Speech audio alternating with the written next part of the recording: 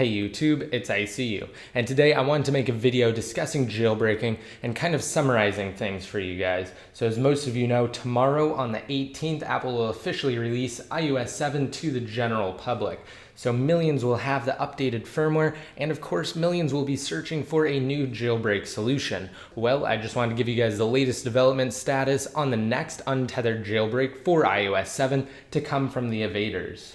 So following Apple's iPhone 5S and iPhone 5C unveiling event, the company released iOS 7 GM or Goldmaster Edition, which is essentially the finalized version of 7.0 that will find its way to the iPhones, iPads, and iPod Touches of millions. Now, the reason why iOS 7.0 GM is so important is because the evaders, which as many of you know is the team that's responsible for bringing us the Evasion untethered iOS 6 through 6.1.2 jailbreak utility, can now focus their efforts on developing a new untethered iOS 7 jailbreak. In fact, Planet Being from the evaders informed his followers that the team has, quote, achieved unsigned userland code execution with the help of some exploits the team has been saving until this exact moment. Now, as stated in his tweet, Planet Being and the evaders, quote, have a good platform for poking the kernel and are making significant progress in jailbreak development. And as I mentioned before, on the 10th, Apple revealed the iPhone 5S, which will be powered by the company's all-new A7 chip. And an interesting article on Jailbreak Evasion iOS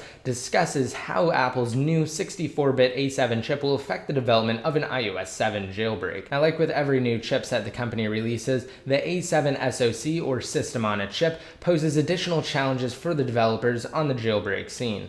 Moreover, the fact that the A7 is built using 64-bit desktop class architecture doesn't make the task of developing a new iOS 7 jailbreak any easier.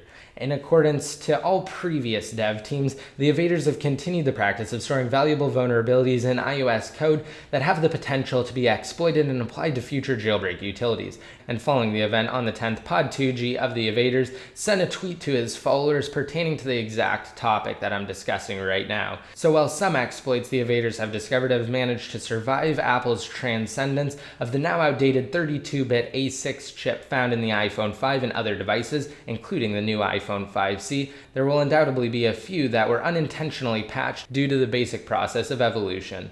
Now, although there isn't an exact release date for the next jailbreak, or even a time frame for that matter, it's safe to say that the new 64-bit A7 chip will set the evaders back and force the use of their exploit discovery skills. Now, also recently, on the 13th, famed iOS security researcher and hacker Pod2G shared his confidence regarding the development of a public jailbreak tool for iOS 7 in a tweet to Pimskex, who's another member of the evaders. He said, quote, being more and more confident about an iOS 7 public jailbreak. That does not mean soon.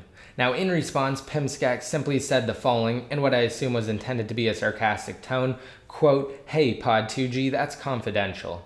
Now, like I've said numerous times, the jailbreak tool for iOS 6.1.3 likely won't be released to the public before the evaders finish development on an untethered iOS 7 utility.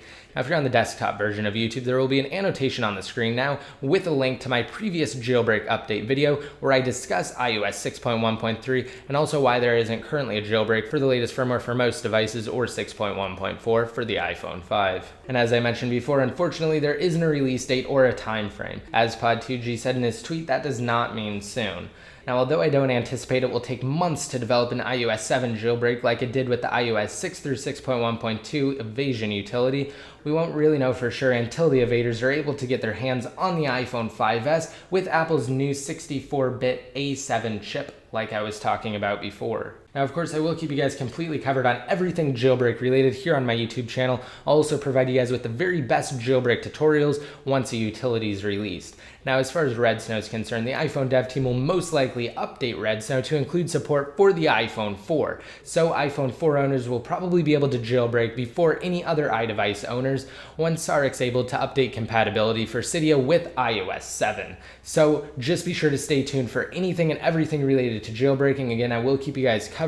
And if you want a chance to enter into my $100 Amazon gift card giveaway, simply rate this video up and leave a relevant comment down below in the comment section. Once your comment's been posted, you'll be automatically entered to win. And of course, to be updated more often, just be sure to like me on Facebook, follow me on Twitter, and add me in one of your circles inside of Google+. And until next time, this is ICU, signing out.